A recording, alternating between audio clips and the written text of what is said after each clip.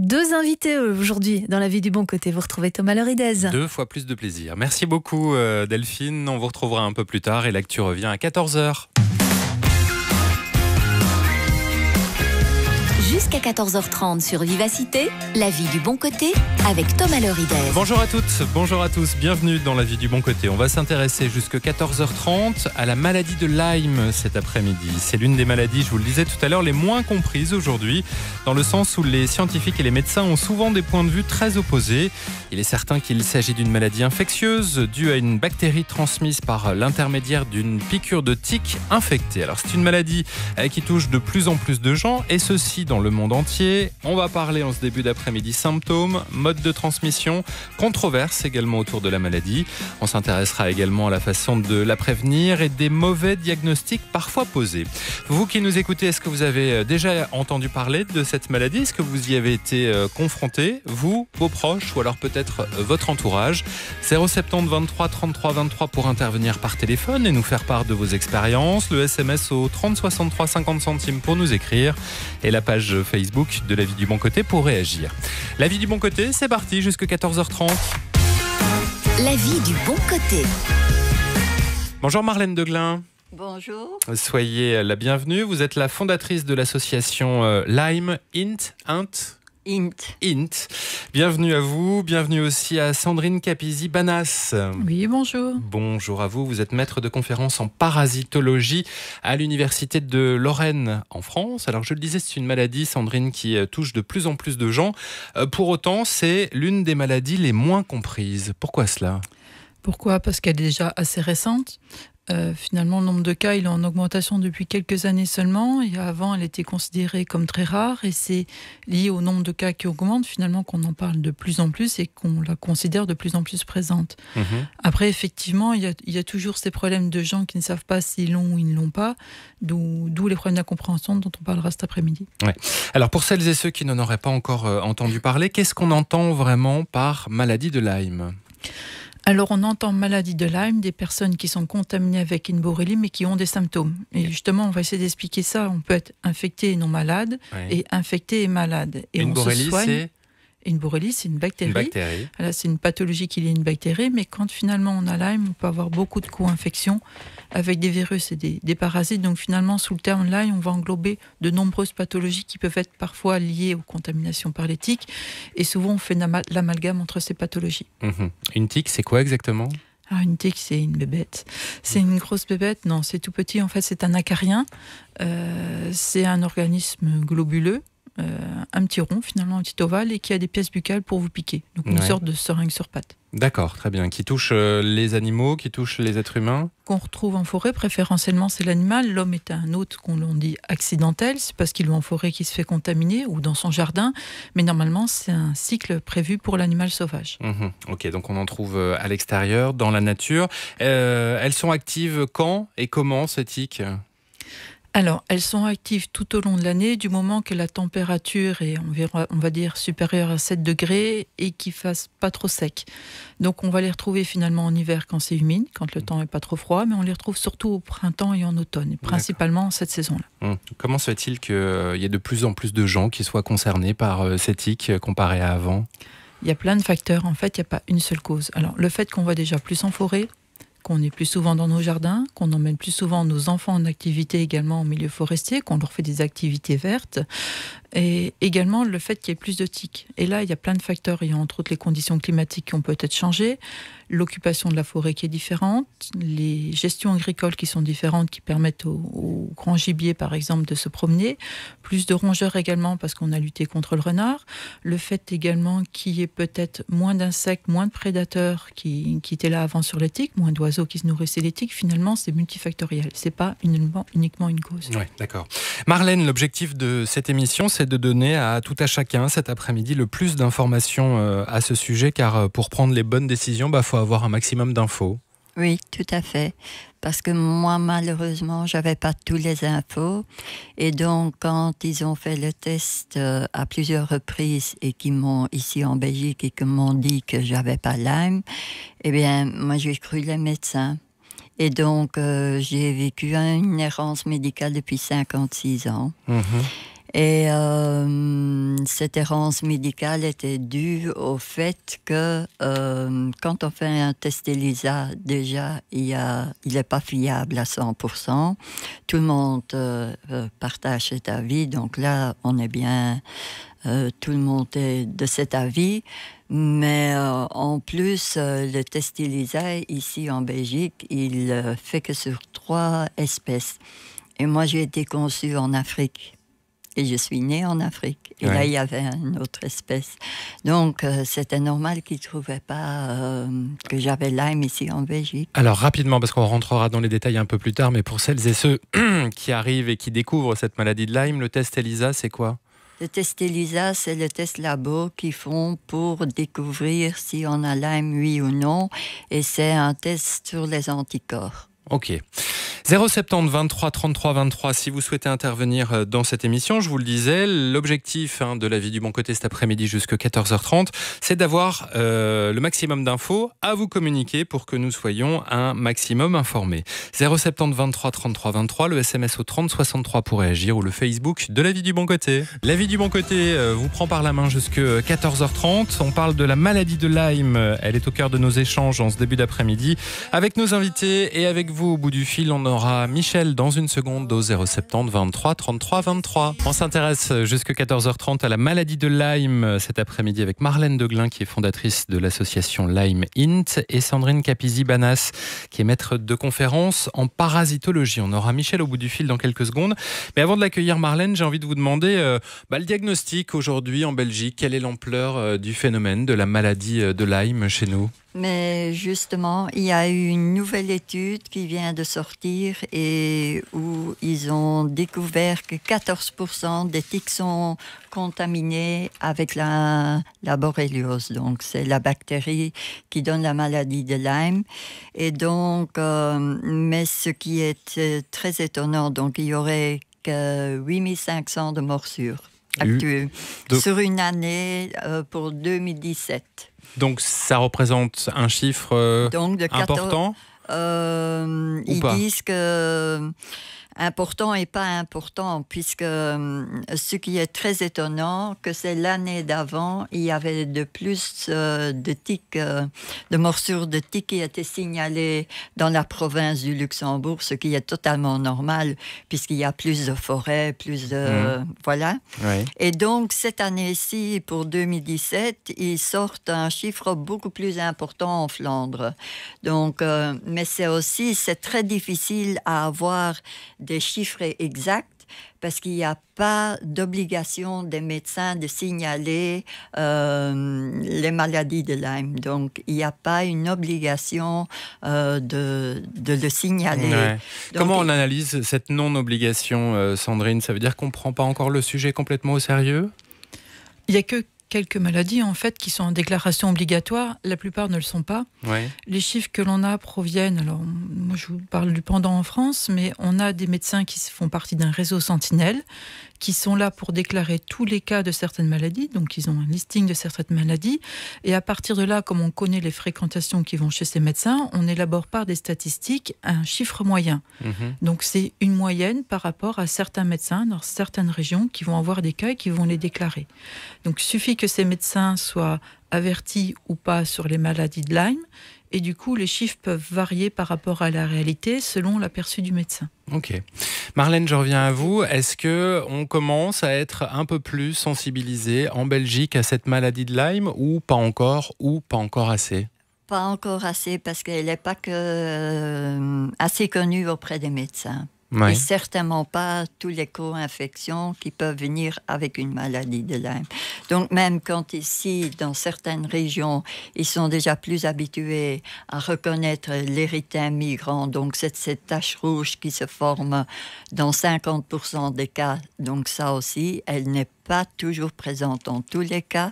Les médecins, là, ils reconnaissent la maladie de Lyme et pas toujours, et en plus, il est bien dit que s'il y a un érythème migrant, il faut absolument traiter avec des antibiotiques.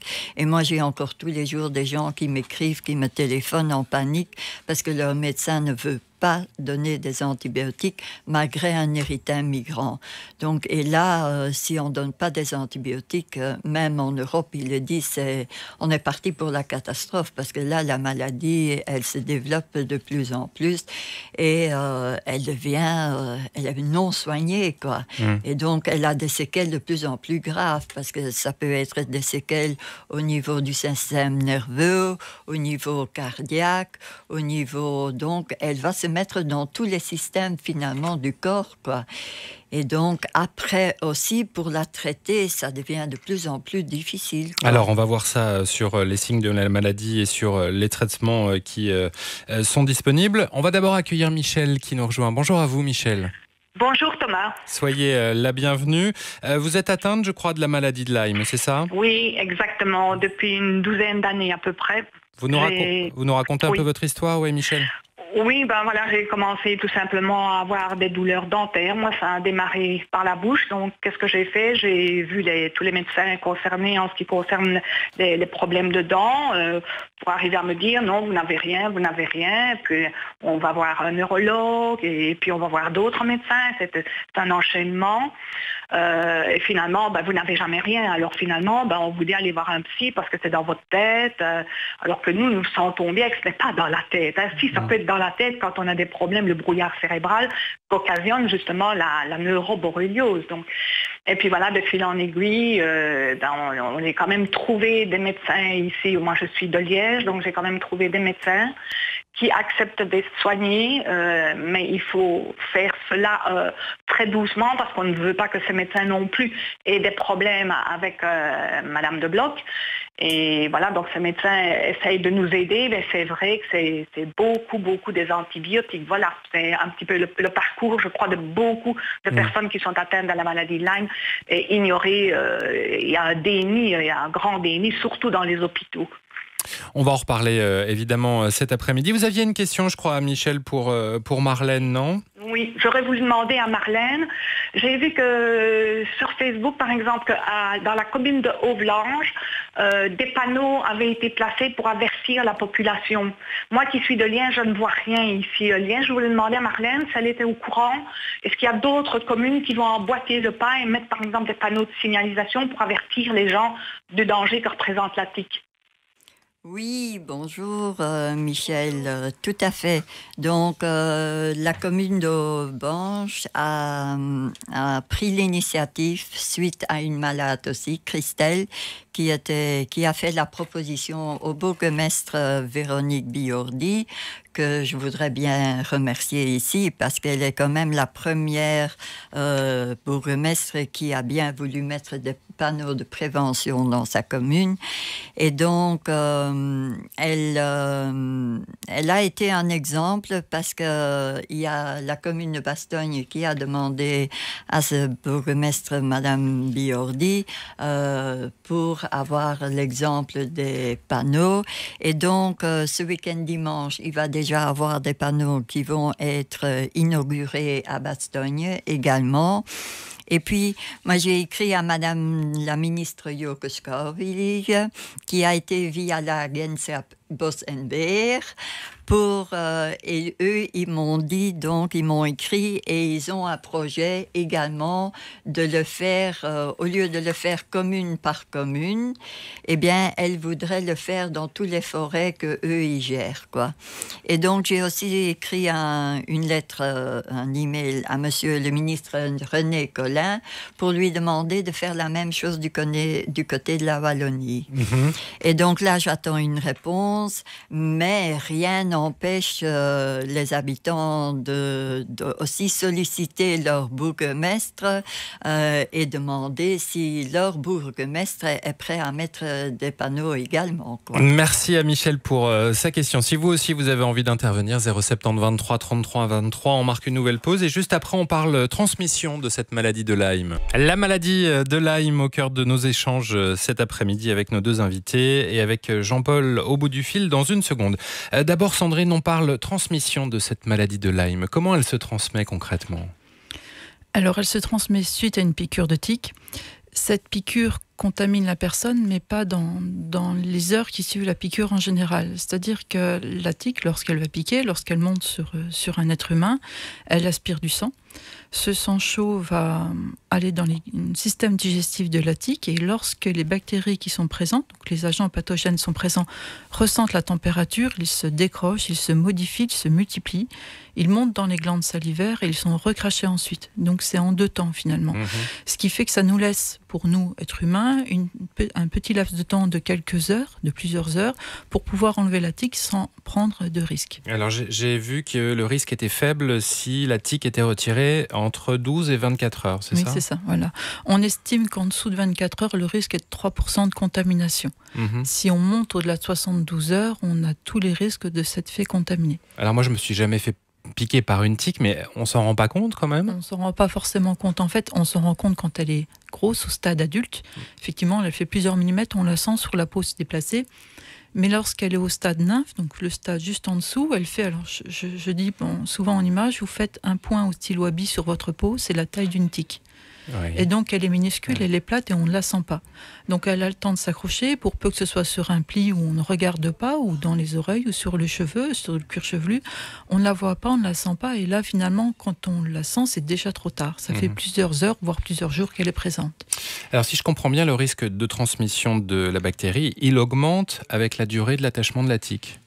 Il augmente avec la durée, il devient maximal à la fin, parce que pour se décrocher, finalement, la tique, elle va recracher une salive abondante pour pouvoir liser la colle qu'elle a mise. Et à cette étape-là, le risque est encore plus important. C'est pareil, souvent quand on va utiliser des produits pour la décrocher, si on stresse la tique, si on essaye de l'arracher, si on fait des choses qui ne lui plaisent pas, elle va vouloir se décrocher tout seule. Et là, on prend un risque important parce qu'en voulant se décrocher toute seule, elle va éjecter tout ce qu'elle a dans la bouche en termes de salive. Et là, le risque est plus important. C'est pour ça que finalement, il ne faut pas la toucher quand on la voit, il faut l'extraire le plus rapidement possible. Et on verra tout à l'heure comment l'extraire et les moyens, effectivement, qui sont les plus efficients pour... Les plus efficaces. Merci, pour retirer la tique. Bonjour Jean-Paul. Bonjour Thomas. Soyez le bienvenu. Vous aussi, merci. Vous avez la maladie de Lyme. Vous avez été piqué il y a 10 ans, c'est ça ? Oui, avant 2007, j'étais à l'hôpital parce que j'avais une tique sur l'abdomen. Oui. Alors, il y avait sûrement une autre part qu'on n'a pas vue. Le médecin j'étais aux urgences, donc le médecin me l'a enlevé comme ça, puis il a pu frotter. Est-ce qu'il y avait une autre part ? Je n'en sais rien. En fait, ça a commencé un peu après, alors à avoir la face qui était toute rouge, gonflée, et j'avais la lèvre qui était relevée. J'ai pas vraiment senti tous les symptômes qu'il y avait à ce moment-là. Puis finalement, ça est parti. Je croyais que c'était parti. Puis j'ai fait renverser par une voiture alors que j'étais en vélo. Et tout est ressorti à ce moment-là. C'est bizarre, mais c'est comme ça. Alors j'ai un peu cherché moi-même après ce qu'il fallait faire. Alors on doit prouver soi-même qu'on est malade, quoi. C'est déjà le gros problème ici en Belgique. Il faut envoyer les tests en Allemagne, ça coûte très cher. Ça coûte 240 €. Il faut faire venir les éprouvettes, là, c'est 120 €, donc c'est beaucoup de sous. Et finalement, on a découvert que j'avais la maladie de Lyme, mais je dois chercher moi-même, on doit chercher nous-mêmes à soigner, quoi. Moi, j'ai trouvé un médecin qui m'a soigné avec des antibiotiques. Ouais. 4 traitements d'antibiotiques que j'ai fait, ça n'a rien fait du tout. J'ai été trouvé des herboristes, j'ai téléphoné guérisseur aussi parce qu'on est vraiment très mal. Le gros problème, c'est que on ne sait pas vous soigner, quoi. Vous avez ça, on vous dit que vous avez ça, on vous envoie à gauche, à droite, neurologue, elle l'a très bien expliqué, la Michel, et on ne sait pas soigner. Alors vous êtes malade, et il y a 54 symptômes, moi j'en ai 13 ou 14, je veux bien vous les citer si on a le temps, vous n'en savez rien. Non, ça va. On est vraiment très mal, quoi. Je reviens à vous, Jean-Paul, mais je veux faire réagir Marlène sur ce que vous venez de nous dire. On doit chercher soi-même à se soigner, Marlène, c'est ça ? Oui, tout à fait. Bonjour Jean-Paul, tout d'abord. Oui, c'est tout à fait ça. Parce que moi aussi, au moment, il y a 2 ans seulement que j'ai découvert que j'avais la maladie de Lyme. Donc je dis, chouette, maintenant on sait ce que j'ai, on va pouvoir me soigner. Et là, c'était encore pire, quoi. Parce qu'il faut chercher déjà un médecin qui s'y connaît, un médecin qui veut vous soigner. Et puis après, les traitements sont longs. Et il n'y a aucune garantie, quoi, parce que c'est ça qui est vraiment très pénible. Parce qu'on commence à un traitement, et puis il y a des moments quand on se sent mieux, et on se dit, OK, là, ça va. Et puis, ils vous disent, allez, maintenant, vous pouvez arrêter un peu de prendre les antibiotiques, et vous continuez un peu avec des produits naturels pour renforcer le système immunitaire. Et puis, ça va pendant 2, 3, 4 mois, et puis, vous êtes de nouveau à la case de départ, quoi. Donc, à la case de départ. Donc, c'est très, très, très pénible. Et puis, on se demande, est-ce qu'on a été chez le bon médecin? Est-ce qu'il faudra peut-être quand même pas trouver un autre médecin? Et puis, les gens, ils sont tellement perdus parce qu'il n'y a pas une solution standard. Ça n'existe pas. Donc, la solution standard, comme avec une autre maladie, vous prenez tel médicament, eh bien, vous êtes guéri. Eh bien, avec Lyme, ça n'existe pas. Jean-Paul, c'est pour ça que vous disiez au standard que c'était un peu la catastrophe, finalement, cette maladie. C'est tout à fait la catastrophe, parce qu'on a mal partout. Je m'énerve un peu tellement ça me contrarie. Des moments, on ne sait plus marcher, vous vous rendez compte? Et qu'est-ce qu'on fait, quoi? Au bout, moi, je suis tout seul, je dois faire ma vaisselle, je ne sais même pas faire ma vaisselle tout seul, rester 5 minutes debout, tout ça, je dois la faire en 2-3 fois. Vous vous rendez compte de ça? C'est fou, quoi. 10 ans après, on en est toujours là pour vous, Jean-Paul? Absolument, ouais. C'est ressorti comme une grosse catastrophe, quoi. Mais il faudrait que le gouvernement se bouge pour faire des recherches dans des laboratoires pour nous donner une pilule qui nous guérit. Quand on a la maladie de Lyme chronique, on est mort. On peut même en mourir. Le médecin me l'a dit. Si je me faire piquer, je vais peut-être mourir. Donc, voyez où on en est.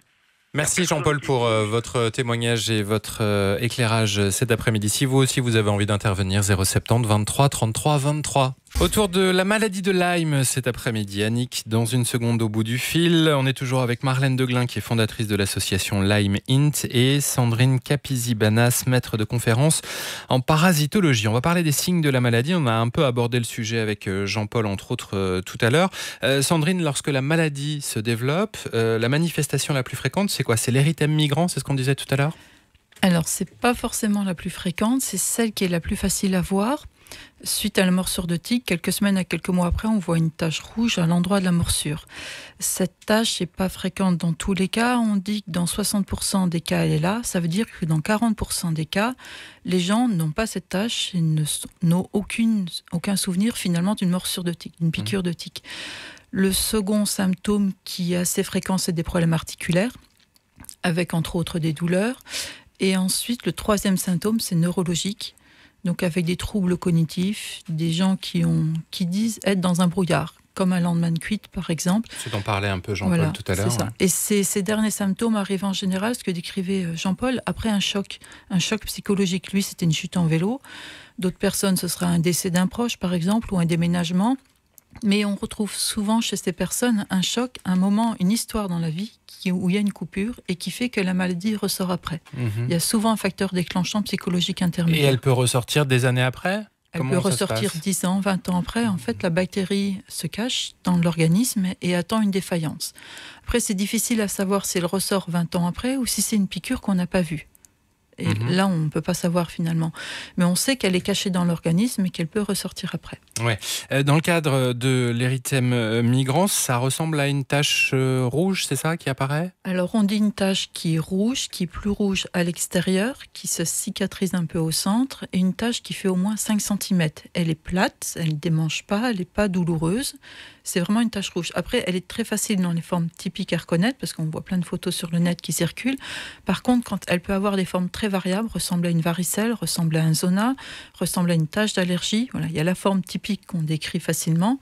Et après, elle peut être parfois très difficile à diagnostiquer pour les dermatologues avec des choses vraiment un peu bizarres.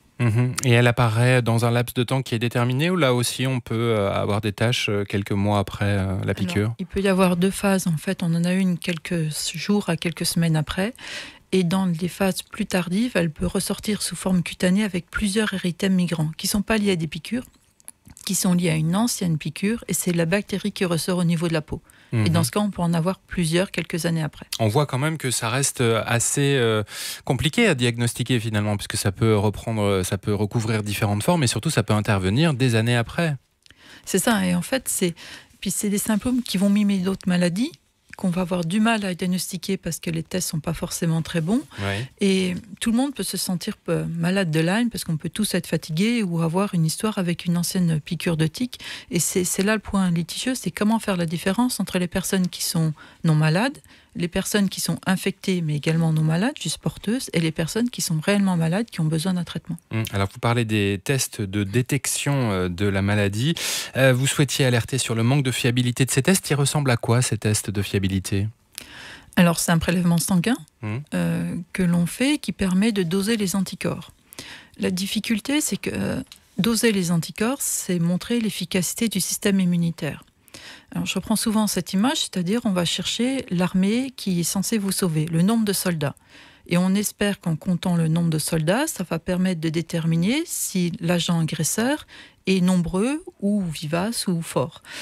Et chez des personnes qui sont fortement malades, finalement l'armée n'est plus là, le système immunitaire n'est plus là. Donc on se retrouve dans des cas où plus la personne va être malade, moins il y aura d'armée, parce que si elle était là, elle ne serait pas malade. Et du coup, on cherche à mettre en évidence une armée qui a disparu. Et finalement, chez les plus malades, cette armée n'est pas là, donc on n'arrive rien doser. Ouais, c'est pas parce qu'on a eu un test négatif que ça ne veut pas dire qu'on n'a pas Lyme. Voilà. Un test positif va vous montrer que vous avez eu un contact, même pas que vous êtes malade, mais qu'un jour dans votre histoire, vous avez eu un contact avec la bactérie, parce qu'on ne peut pas aller au-delà au niveau de l'interprétation. Par contre, un test négatif, on ne peut pas l'interpréter. On ne sait pas, en fait, c'est pas parce qu'il est négatif que vous n'avez pas Lyme. Ouais. Alors comment on fait pour être sûr que l'on a la maladie de Lyme ? C'est là la grande question. Comment on fait ? En fait, je compare souvent des malades qui seraient dans un labyrinthe. À chaque intersection, il y a un médecin qui peut les aider, un cardiologue, un neurologue, qui va leur dire vous avez peut-être telle maladie et on peut essayer de mettre en place tel traitement. Finalement, dans ce labyrinthe, ce qui va les sortir, c'est les autres personnes qui vont être rencontrées, les êtres humains qui vont être rencontrés, les hommes qui vont être rencontrés, et entre autres, les malades. Les malades qui se rencontrent et qui se donnent des informations sur tiens, moi j'ai essayé ça, ou va voir tel médecin, ou tu as peut-être ça. Et c'est ce qui a fait ressortir la maladie. C'est pour ça qu'on en parle. C'est grâce au réseau de malades qui ont mis en place plein d'informations sur le net. Et souvent, on se rend compte que le malade en sait plus que le médecin. Parce qu'il s'est informé de sa maladie et il vient en informer les médecins qui, lui, à son tour, s'informent. Et là, on arrive à faire avancer les choses. C'est un peu le rôle de votre ASBL, Marlène. Oui, tout à fait. Oui, tout à fait. Donc, nous, ce qu'on fait, c'est vraiment aider les malades et donc aider les gens aussi avec leurs questions. Donc, tous les matins, quand je me lève, j'ouvre mon ordinateur, je réponds à tous les emails et tout ça. Donc, c'est vraiment aider les malades, les diriger vers les médecins, les aider aussi un peu, parce qu'il y a quand même un questionnaire. Moi, par exemple, comment j'ai découvert que j'avais la maladie de Lyme, c'est pas un médecin qui me l'a dit, mais un jour, je suis tombée justement via les réseaux sociaux sur un questionnaire du docteur Horowitz. Et donc, sur ce questionnaire, il y a plein de symptômes qu'on peut avoir lors d'une maladie de Lyme. On peut le remplir et puis calculer combien de points on a. Et en principe, si on a 46 points, entre 29 et 46 points, on peut être pratiquement sûr qu'on a la maladie de Lyme. Quand j'ai fait ce test, j'avais 180 points. Ah oui. Donc, pour vous dire à quel point... Vous pouviez être sûr que vous l'aviez. Oui. Donc là, je me suis dit, oh là, enfin, je sais ce que j'ai. Donc, je vais aller chercher un médecin Lyme. Et là, de nouveau, via les réseaux, moi, j'ai trouvé mon médecin Lyme. Et c'est comme ça que j'ai commencé à être soignée. Et là, tout de suite, le réflexe est venu... Vu que moi, ça m'a mis 56 ans d'avoir mon diagnostic, là, il faut maintenant que je fasse quelque chose. Et j'ai commencé à faire un groupe Facebook qui, après 2-3 mois, était déjà à 5-6 000 personnes, quoi. Donc, il y a une vraie demande, un vrai besoin. Oui, voilà. Et donc, 6 mois plus tard ou 1 an plus tard, on a décidé alors de faire la SBL parce que l'idée de faire la SBL n'est pas restée seulement avec un groupe, c'était qu'avec un groupe, pour avoir du poids auprès du Parlement européen, auprès du Parlement même ici en Belgique, ça n'a pas de poids, un groupe Facebook. Tandis si on a une SBL, oui. Et on continuera d'en parler en particulier sur ce que vous faites au niveau européen. D'ici 14h, c'est-à-dire dans 5 minutes, on va accueillir Annick qui est avec nous. Bonjour Annick. Bonjour Thomas, bonjour à tous vos invités aussi. Soyez la bienvenue, vous avez été diagnostiqué malade de Lyme aussi ? Oui, mais il n'y a pas longtemps que je le sais depuis 2015. Par contre, j'ai une sclérose en plaques qui a été diagnostiquée en 1999. Ouais. Alors, ma petite histoire, c'est qu'en 1996, donc je dois vraiment remonter dans le temps, j'ai été piquée par toute une série de tiques des nymphes. J'étais dans les forêts, je cueillais des myrtilles et je suis rentrée chez moi, j'en avais une quinzaine sur moi. Donc j'ai enlevé ce que je pouvais. Mon mari, qui est un naturaliste, a apporté les insectes au musée des sciences naturelles. Il a fait examiner ça par un entomologiste. Et là, on lui a dit, ben voilà, ce sont des tiques. Attention, il y a une maladie qui est la maladie de Lyme, qui se rapporte justement à une bactérie qui est transmise par les tiques. De là, j'ai fait faire des prises de sang pour me rassurer, je dirais, mais on n'a rien détecté. Et je n'avais qu'une toute petite tache de la taille d'une tête d'épingle qui était restée cachée en fait pendant quelques jours. La tique était restée vraiment coincée dans un pli de laine. Et voilà, mais je n'ai pas eu d'érythème migrant, je n'ai pas eu de symptômes grippaux suite à ça. Et donc la vie s'est déroulée comme elle a pu. Et puis, en 1998, j'ai eu des symptômes bizarres qui sont apparus au niveau neurologique. Et là, c'est un neurologue qui m'a fait faire une résonance magnétique et on a remarqué des plaques au niveau de l'enveloppe du cerveau et le long de la colonne vertébrale, oui, témoignant donc d'une sclérose en plaques. Donc d'office, on a dit, ben voilà, madame, vous avez une sclérose en plaques, on vous soigne pour ça, on vous met tout de suite sous un traitement immunomodulant ou immunosuppresseur, puisque pour une sclérose en plaques, il faut étouffer, si je peux dire, le système immunitaire pour éviter qu'il s'active. Et donc, j'ai fait ce traitement pendant plusieurs années. Et on va conclure, Annick, parce qu'on est pressé par le temps, dites-moi. Oui. Et donc, finalement, moi, ayant plein de symptômes bizarres, c'est ma belle-sœur qui m'a amenée chez un médecin qui a diagnostiqué une éventuelle maladie de Lyme, qui a été confirmée par une prise de sang faite en Allemagne. Voilà, donc depuis lors, gère un petit peu de médecin. L'interrogation que vous avez à formuler, c'est pourquoi est-ce qu'il y a tant de confusion entre la sclérose en plaques et la maladie de Lyme. Comme l'info arrive dans 2 minutes, on va répondre à tout ça, mais on y répondra tout à l'heure après les infos de 14h. La vie du bon côté. Avec Marlène Deglin, fondatrice de l'association Lyme Int, et Sandrine Capizzi-Banas, maître de conférences en parasitologie. On parlait avant les infos de 14h avec Annick de la confusion qu'il peut y avoir entre le diagnostic de la sclérose en plaques et la maladie de Lyme. Avant de vous donner la parole, Sandrine, Didier nous a envoyé le même message quasiment sur la page Facebook. Il nous dit, il y a quelques années, j'ai eu une compagne qui était atteinte de la maladie de Lyme, non seulement une maladie de Lyme, mais aussi une sclérose en plaques. Alors si la sclérose était bien connue et conscientisée chez elle, la maladie de Lyme a refait surface parce que mal soignée 7 ans plus tôt, il se fait que dans les 2 situations, les symptômes sont assez identiques, perte d'énergie, épuisement. Vous êtes d'accord ? Oui, tout à fait. En plus, alors, soit c'est la même maladie, finalement, et on lui donne un nom ou un autre, soit il y a 2 maladies. Ce qui est compliqué avec les scléroses en plaques, c'est que le traitement est complètement différent. Pour une sclérose en plaques, on va casser le système immunitaire pour éviter qu'il s'exprime trop, et quand on le casse, du coup, Lyme peut ressortir parce qu'il n'y a plus de système immunitaire pour lutter. Donc quand il y a les 2 en même temps, finalement, on peut traiter l'un ou l'autre, mais jamais les 2 en même temps. Donc dès qu'on traite l'un, c'est l'autre qui va augmenter. Après, c'est tellement difficile de faire le diagnostic que finalement, on ne sait pas s'il y en a 2 ou s'il y en a une. Dans les 2 cas, il y a des problèmes neurologiques avec des douleurs, des fourmillements, des problèmes oculaires. Et le diagnostic, dans les 2 cas, on n'arrive pas réellement à le faire. Donc, on le fait sur ces symptômes qui sont identiques et finalement, on n'arrive pas à en faire la différence. À ça, vous rajoutez la fibromyalgie, qui est une autre maladie où c'est pareil, c'est exactement un listing de symptômes avec, pareil, pas de diagnostics qui sont efficaces. Finalement, vous avez 3 styles de maladies qui ont les mêmes symptômes et dont on n'arrive pas à faire la différence et qui ont des traitements tous les 3 différents. Alors justement, sur la fibromyalgie, on a une question. Comment un médecin peut-il différencier la fibromyalgie et Lyme en sachant que les tests laboratoires ne sont pas fiables ? Ben justement, il ne peut pas. Et résultat, c'est des médecins qui, en fait, quand on essaye de traiter la fibromyalgie, qu'on n'a pas de résultat avec les antidouleurs et que ça ne passe pas et qu'on ne voit pas d'évolution, finalement, quand on est pris en charge par un médecin qui va traiter Lyme, soit ça marche ou ça ne marche pas. Si le traitement antibiotique marche, c'est qu'on c'est un Lyme. Si le traitement antibiotique ne marche pas ou qu'un autre traitement ne marche, finalement, on se dit c'était peut-être une fibromyalgie. Et le seul moyen d'essayer, c'est le test thérapeutique. C'est-à-dire, on met en place ce traitement. Et finalement, on regarde la réponse du malade. Et s'il y a une réponse positive, on va vers telle ou telle maladie. Pour être bien concret, le traitement de la maladie de Lyme repose sur la prise d'antibiotiques. On est d'accord ? On peut aussi essayer de se protéger préventivement ou pas ? Alors, la prévention est primordiale parce que si je fais un parallèle avec d'autres maladies, quand on n'arrive pas à diagnostiquer correctement ou surtout qu'on n'arrive pas à traiter, ce qui permet par exemple d'éliminer une partie du sida, de le réduire, c'est la prévention.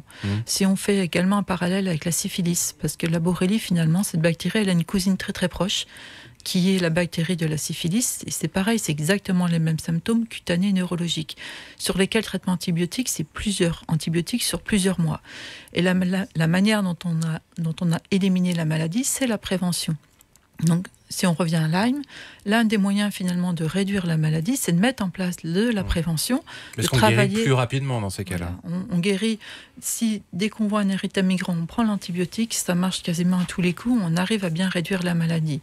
Donc c'est mettre en place de bonnes techniques de prévention, prévenant la population pour éviter d'avoir des cas dont aujourd'hui on n'arrive pas à traiter parce qu'on n'a pas un retour suffisant, une recherche assez puissante pour pouvoir mettre en place un traitement correct. 070 23 33 23, c'est le téléphone que Dina a composé. On la retrouve au bout du fil dans une seconde. 13h, 14h30, la vie du bon côté sur Vivacité. La maladie de Lyme au cœur de la vie du bon côté pendant encore une petite dizaine de minutes avant d'accueillir Dina au bout du fil. Cette question très pratique, comment est-ce qu'on enlève, Sandrine, correctement une tique et surtout, qu'est-ce qu'il ne faut pas faire ? Alors, je vais commencer surtout par ce qu'il ne faut pas faire. En fait, il faut utiliser aucun produit qui va stresser la tique. Donc, le meilleur geste, c'est le geste le plus rapide, c'est qu'on utilise un tire-tique, une sorte de pied de biche, et on dévisse finalement cette tique, on la déroule pour pouvoir l'enlever. Donc ça, c'est le meilleur moyen. Il faut savoir qu'enlever une tique, c'est pas que contre le risque de Lyme. Lyme n'est que finalement qu'une partie de cet iceberg. Il y a énormément de maladies qui sont injectées par cette tique, des virus et d'autres agents pathogènes, des parasites également. Donc enlever une tique, ça permet d'éviter également les co-infections qui viennent compliquer souvent les tableaux de Lyme. Co-infection dont on a parlé un peu tout à l'heure. De plus en plus de scientifiques pensent que ça complique la guérison de la maladie, c'est ça ? Ça complique parce que ça augmente des symptômes. Pour donner juste un petit exemple, par exemple, quand la tique peut vous donner une bactérie qui ne vous rend pas malade normalement, mais si vous avez Lyme derrière, votre système immunitaire est affaibli, du coup vous développez la maladie que normalement vous n'auriez pas développé. Donc les co-infections, on les voit, on dit co-infection parce que c'est infection lorsque vous avez déjà un Lyme. C'est quelque chose qui vient en plus d'un Lyme. Donc effectivement, il faut faire attention. Et pourquoi on les observe ? Pourquoi elles compliquent un Lyme ? Parce que les traitements sont différents. C'est pas un antibiotique, mais il faut aller plus loin dans les traitements. Du coup, quand un traitement antibiotique ne marche pas, c'est peut-être parce qu'effectivement, il y a une co-infection derrière. 070 23 33 23. Bonjour Dina. Bonjour, monsieur. Bonjour. Bon, appelez-moi Thomas, ce sera beaucoup plus simple. Sinon, je vous appelle madame. Oui, Thomas. Vous avez été diagnostiqué malade de Lyme aussi, c'est ça ? Oui, exactement, il y a 6 ans. Et on parlait des co-infections. Vous avez eu aussi des problèmes avec les co-infections, c'est ça aussi ? Oui, certainement. Il y a même une co-infection qui est plus grave que Lyme, notamment la bartonellose. Ouais, vous nous racontez un peu votre histoire, Dina ? J'ai été piquée par une tique il y a environ 6 ans. J'ai eu un grand érythème sur le bras. Mon médecin traitant était en congé. J'ai été en voir un autre qui a confondu cette tache avec une tache de Sainte-Catherine, ce que je trouvais très bizarre. J'ai été voir un second médecin qui m'a dit que non, c'était des allergies, que je devais mettre une petite crème à base de cortisone, que tout allait bien, que ça ne faisait pas mal et que donc il ne fallait pas se faire de soucis. Donc voilà, je trouvais ça quand même bizarre après une piqûre d'insecte. Donc je me méfiais de plus en plus. J'ai été en voir encore un et toujours dans l'espoir d'avoir des antibiotiques, et ils m'ont tous refusé les antibiotiques à ce stade-là. Après, j'ai attrapé des douleurs au genou, la nuque qui commençait à devenir raide, des symptômes grippaux, une prise de poids même, toutes sortes de symptômes très bizarres. Je ne parvenais plus à plier mes genoux quand je descendais l'escalier. J'avais toutes sortes de ganglions gonflés dans la nuque. Et des maux de tête, des problèmes de parole aussi, alors des acouphènes terribles. Et même avec tous ces symptômes, les médecins que j'ai vus, même toutes sortes de spécialistes, m'ont dit non, c'est la spondylarthrite ankylosante, c'est même la polyarthrite, c'est la sclérose en plaques. J'ai entendu plein de diagnostics et finalement, via un collègue, j'ai été aiguillée vers un médecin qui connaissait bien la maladie de Lyme et qui a confirmé ces diagnostics. Et du coup, aujourd'hui, vous en êtes rendu où, Dina ? J'ai un traitement de longue durée. Il a été instauré il y a environ 5 ans. Donc après un long parcours du combattant, j'ai eu plusieurs séries d'antibiotiques qui m'avaient bien amélioré. Et donc il y avait aussi plusieurs co-infections qui ont été détectées. J'ai eu un traitement bien ciblé qui m'a amélioré pendant au moins 2-3 ans, que j'étais pratiquement sans symptômes. Oui. Mais depuis une grosse grippe, récemment, j'ai rechuté.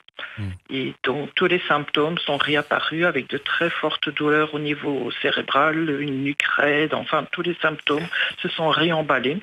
Oui. Et donc j'ai à nouveau un traitement.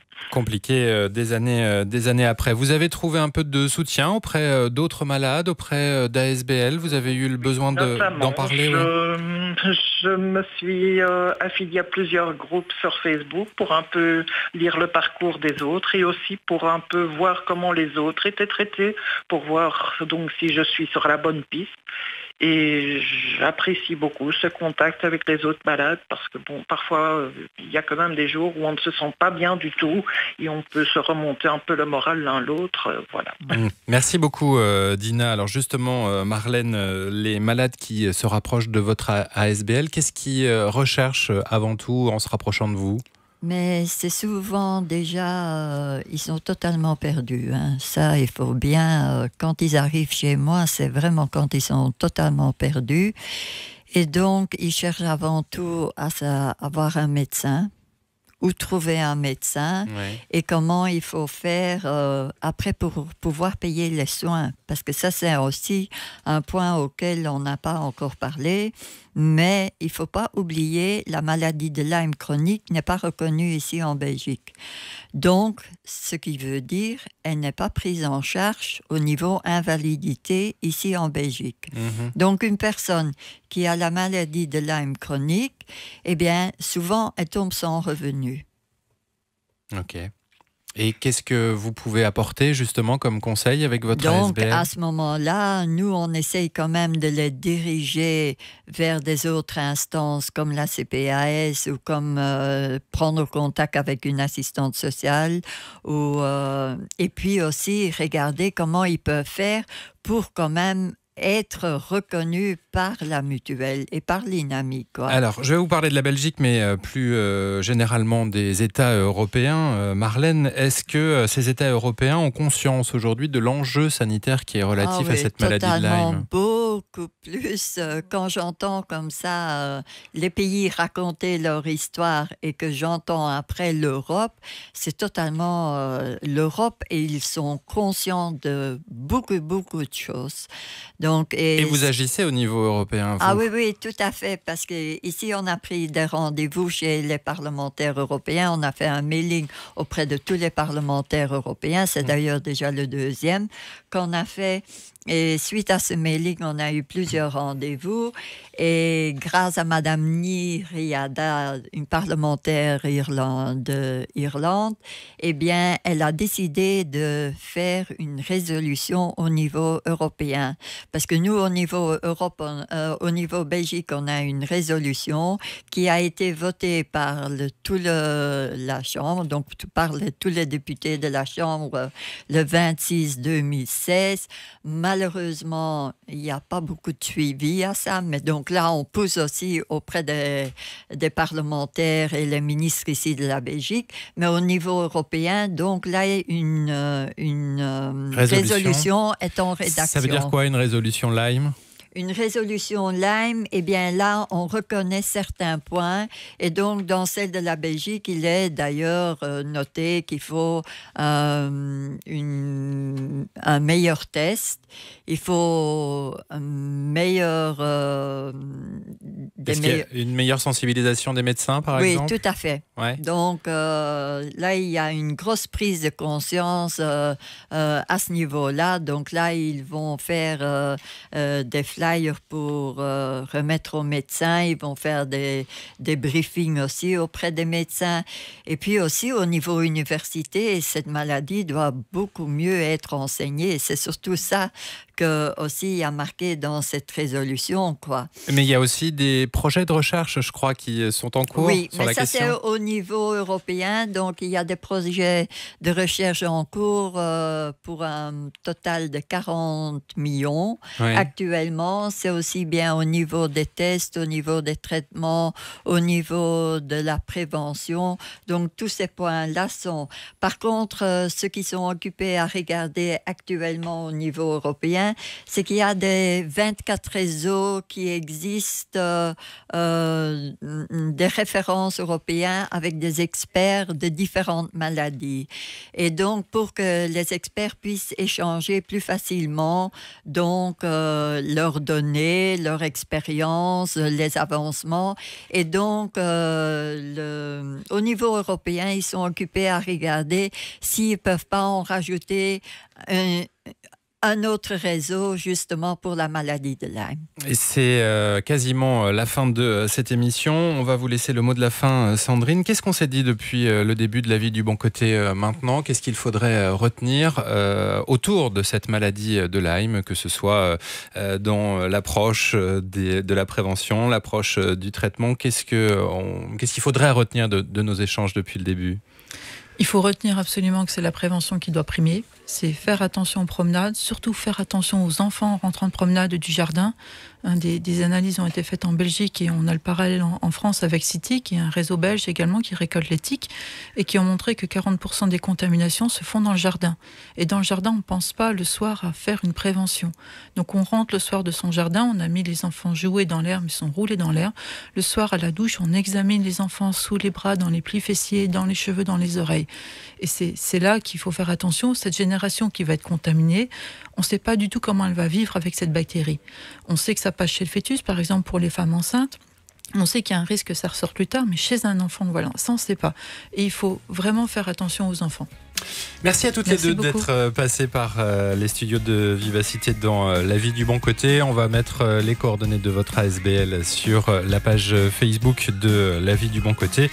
Et de toutes les manières, si vous souhaitez réécouter cette émission avec les détails que l'on vous a donnés depuis 13h maintenant, vous pouvez le faire sur le site vivacité.be en fin d'après-midi tout à l'heure.